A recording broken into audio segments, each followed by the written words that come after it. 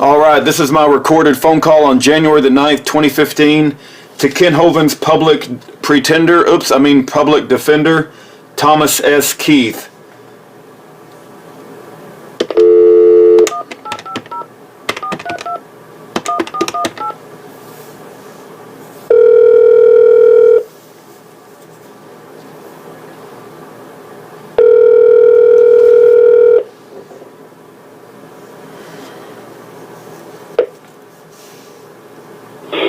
Office of the Federal Public Defender. Our office is now closed. Our office hours are from 8 a.m. to 5 p.m. Monday through Friday. You may dial 4 for a list of employees by last name to leave a message, or 3000 for the general office mailbox. Enter the first 3 letters of the last name of the person whom you wish to reach. When you hear the name of the person you wish to reach, press the pound key and you will be transferred. Thomas Keith.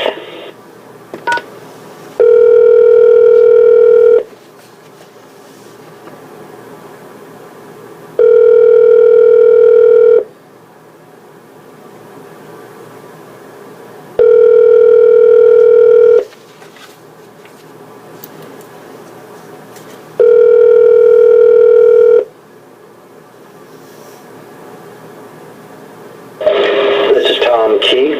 I'm out of the office. Please leave a message and I'll return your call as soon as possible. Thank you.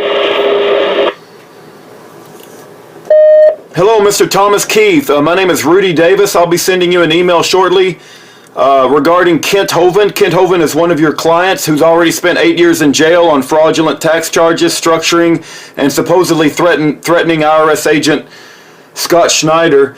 Sir, are you aware that one of the lead attorneys that came against Ken Hovind back in 2006 was John David Roy Atchison, and he was caught in a pedophile sting operation where he got off a plane with a jar of Vaseline and a doll, and he hung himself in prison before it came to trial? To continue this recording, press 1. To return to the... Okay, I'm going to try to continue. It's trying to stop me short. But are you aware that John David Roy Atchison hung himself in prison? He was a pedophile.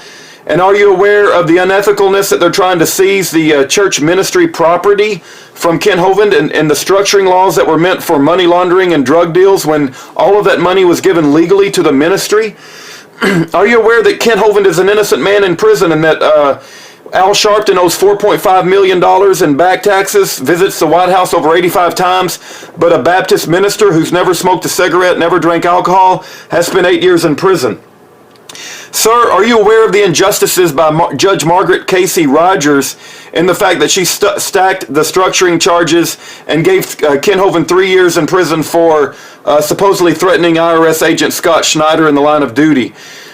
Are you aware that Ken Hovind, running a church ministry, was not obligated to withhold taxes from the contract workers? Are you aware, or do you think it's possible that someone has been sent inside the prison to set Kent Hovind up on additional charges in order to keep him in prison for the rest of his life? Don't you think it's wrong that Judge Margaret Casey, who was the same judge that acted unethically in 2006, is also going to be the same judge in 2015? That's incredibly unethical. We need a new judge. She's going to find him, she's going to do everything she can to keep him in prison so that he doesn't continue, so that he doesn't get outside and expose the evil that she did. It's incredibly wrong that we get the same judge in 2015 that acted unethically in 2006. I hope that you are actually doing things to prepare a case for Ken Hovind. He needed to be out of prison in February, at least in a confined home with his wife. It's incredibly wrong that a Baptist minister has spent all this time in prison when we have murderers that get out in less time than this. I would ask that you please respond to my email. I would love to interview you, and we are trying to send a mailer out to people of influence. I would ask that you please read this email very carefully. It talks about some of the history and why we believe Ken Hovind actually was put in prison, which has nothing to do with tax evasion or structuring or threatening an IRS agent. It has everything to do with him exposing the evil that has taken over our government. And he was doing things for the kingdom of God, that there were some people in high places that needed to shut him up, and that's why they want to keep him in prison for the rest of his life.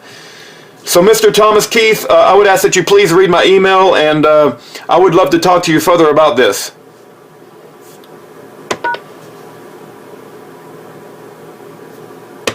Enter mailbox. Thank you. Goodbye. All right. Well, I did the best I could. I'm going to send him an email.